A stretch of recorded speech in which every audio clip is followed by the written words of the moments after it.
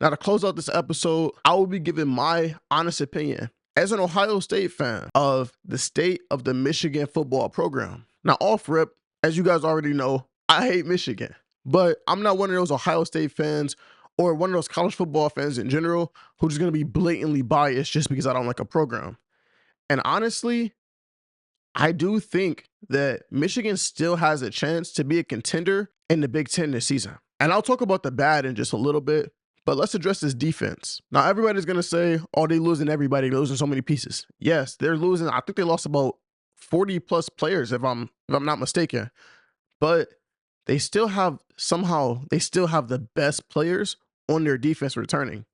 Will Johnson, in my opinion, is probably the best cornerback in the country.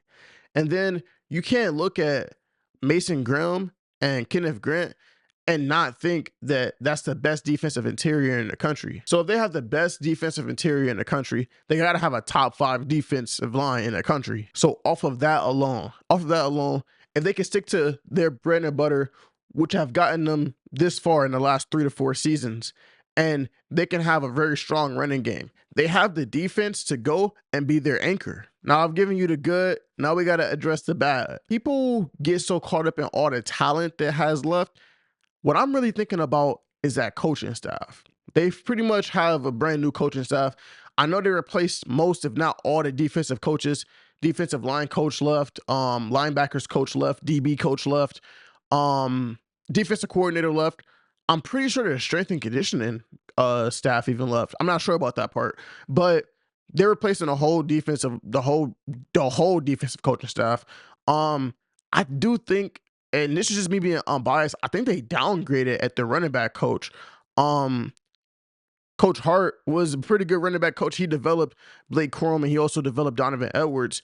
And they just got Tony Alford from Ohio State. And as an Ohio State fan, I can tell you, I don't think he's going to bring you a lot of recruiting battles, as we've seen already with Marquise end up going to Kentucky.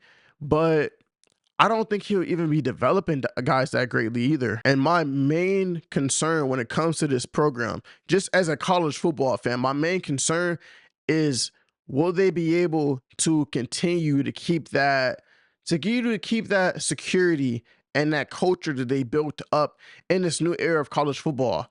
A lot of their players that were the key contributors towards that national championship season last year were seniors, redshirt seniors, some even COVID seniors. And now that you're losing that and you won't have 4, 5, 6 years to develop a player, will they still be able to get as much development out as they have been getting over the past 3, 4 years? And as an Ohio State fan, I can tell you that even though they're not great in recruiting, Michigan is one of the best developmental programs in all of college football. They get the most out of their players. But will they be able to do that with losing their best coaches on the coaching staff? Now, with all that being said, I still think that their floor this season, in my opinion, I think their floor this season is 10-2. I do have them losing against Texas. I do have them losing against Ohio State. And I do think they can lose against Oregon, but I think them being at home will play a very good advantage for them. And I don't see, between the new Big 3 and the Big 10, Ohio State, Oregon, and Michigan, I don't, right now, from the way everything is leveled up right now, we still got a long way to go. But as of right now, May 26, 2024, I don't think that any of these teams are going to beat both the teams that they play. So Ohio State, they can beat Oregon and Michigan. But I think if I had to choose a loss for them this season, I think they lose against Oregon. If I had to choose a loss for Michigan this year, I think they lose against Texas and Ohio State. And if I had to choose a loss for Oregon this year, I think it's definitely on the road against the national champions, Michigan. But comment down below where you think Michigan will finish record-wise at the end of the season.